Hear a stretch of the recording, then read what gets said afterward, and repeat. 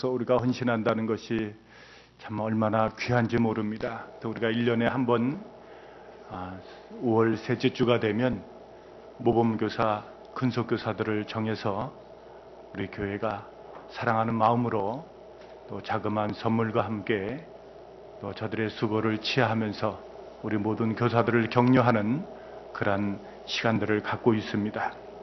아마 오늘 오후에는 아마 저녁 시간도 있고 또 해마다 우리가 교사들이 모여서 보링도 했는데 오늘은 아마 좋은 영화를 볼 것 같아요. 그래서 우리 교사들 이따 저녁 시간에 한 분도 빠짐없이 나오셔서 우리 단합대에 함께 나눌 수 있도록 해주시기를 바랍니다. 또 우리 교사들을 위해서 우리 성도님들의 아낌없는 기도와 또 성원과 또 사랑이 끊임없이 있어지기를 바랍니다.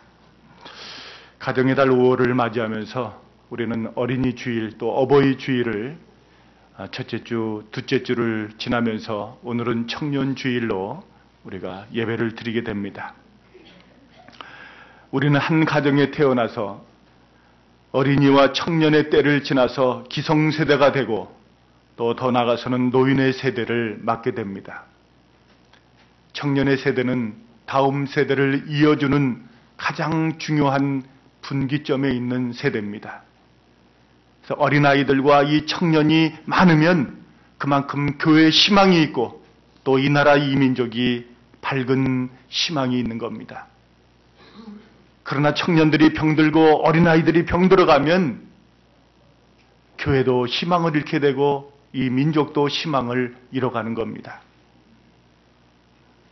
그런데 오늘날 우리 청년들이 참 여러 가지 삶의 바쁜 그런 시간들을 가지면서 신앙생활을 하는데 참 쉽지만은 않습니다.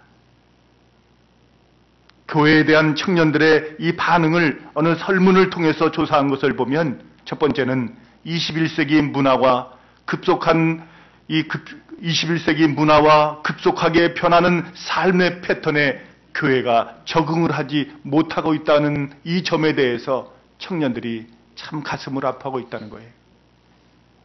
세상은 많이 변화가고 있는데 청년의 문화가 그 패턴이 참 너무나 급속도로 변해가고 있는데 교회가 그거를 수용을 못해주고 있다는 거예요. 결국은 교회와 세상이 단절되고 서로 소통하지 못하는 결과를 가져오게 되는 겁니다. 두 번째는 지나친 권위주의와 강압적인 리더십이 청년들의 자율적인 사고를 존중하지 못한다는 문제점을 들고 있습니다. 세 번째는 교회가 세상을 품지 못하고 이웃과의 나눔을 거부하고 세상과 단절하는 이언론적인 세계관 혹은 신앙관으로 세상을 지나치게 심판의 대상으로만 본다는 것에 교회의 매력을 잃어가고 있다는 거예요. 결국 이 같은 결과들은 청년들이 교회에 대한 애착심을 갖지 못한 그런 결과를 빚어내고 있습니다. 심지어는 교회를 떠나는 현상까지 벌어지고 있습니다. 교회는 사회 안에 존재합니다. 세상 속에 존재합니다. 교회는 소극적인 구원의 자리에서 좀 더 적극적으로 세상을 향한 빛과 소금의 사명을 다해야 하는 이 막중한 책임을 갖고 있습니다.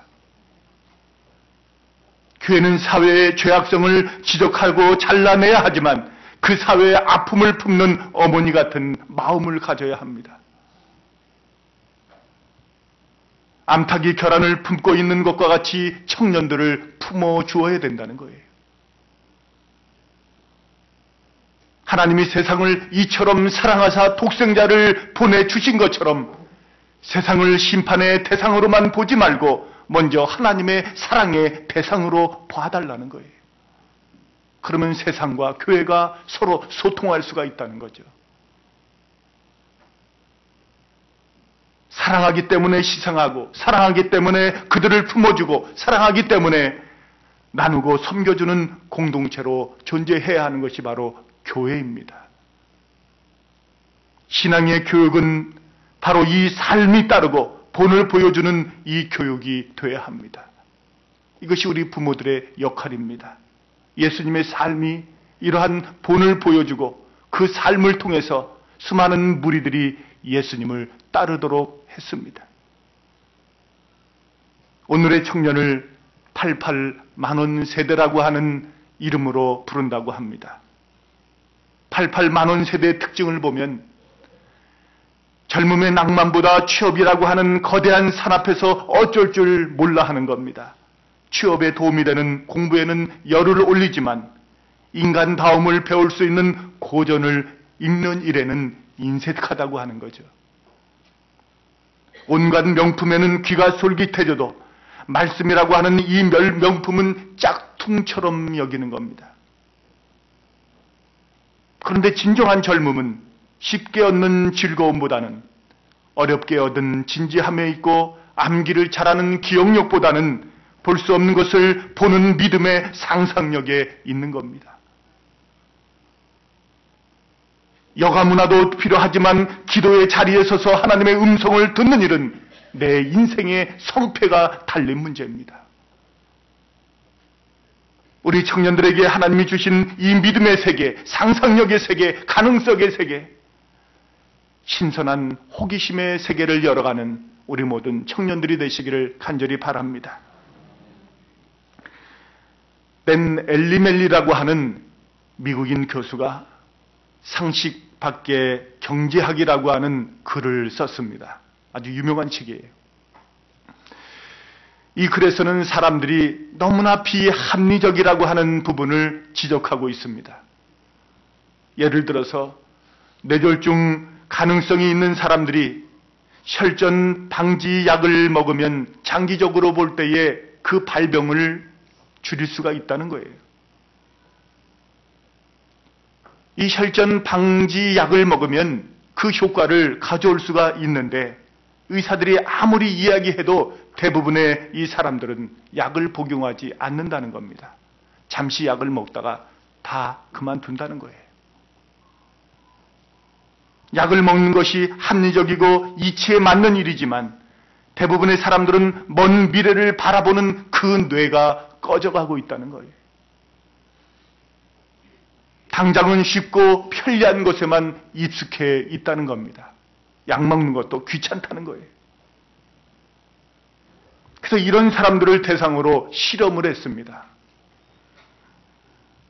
혈전 방지약이 든 박스와 컴퓨터를 연결을 해서 박스를 매일 제때 열면 복권이 한 장씩 지급되는 실험을 했습니다. 심지어는 박스를 안 여는 사람들을 위해서는 엊그제 귀하의 박스를 안 열어놓아서 놓친 그 복권이 오늘 당첨됐다는 약을 올리는 글도 보낸다는 거예요. 결과는 어떻게 됐겠습니까? 대부분의 사람들이 97%가 이 약을 먹기 시작했다는 겁니다. 복권 한 장 준다고 하니까 약을 먹기 시작하더라는 거예요. 사람들은 참 많은 관심을 보였지만 당장 이익이 되는 것만을 선호한다는 겁니다. 미래를 내다보지 않는다는 거예요. 이 멜리멀리 교수가 말하는 이 상식 바뀌라고 하는 것, 또 사람들이 비합리적이라고 하는 것은 사람들이 유혹에 쉽게 빠지고 당장의 이익만을 쫓아간다는 뜻이 담긴 그런 말입니다. 그런데 이러한 길을 가장 먼저 유혹을 받는 세대가 청년의 세대라는 거예요. 청년의 세대는 아주 편리하고 또 물질적인 어떤 이익의 문제를 아주 많이 따진다는 거예요. 그래서 우리나라는 좀 덜하지만 미국만 가더라도 절대로 남의 밥을 그냥 사지 않습니다. 다 따로따로 국밥이에요. 자기 먹은 거 자기가 내고 아무리 친한 친구가 있어도 그 친구가 먹은 것은 그 친구가 내야 돼요. 그러고 보면 우리 한국 사람들은 참 인정이 많아요. 어떤 때는 장로님들이 오셔가지고 그냥 점심을 칼국수 하나지만은 우리 교육자들과 함께 나누어 먹고 또 부엌에서 우리 봉사대원들이 또 집사님, 권사님들이 밥을 차려놓고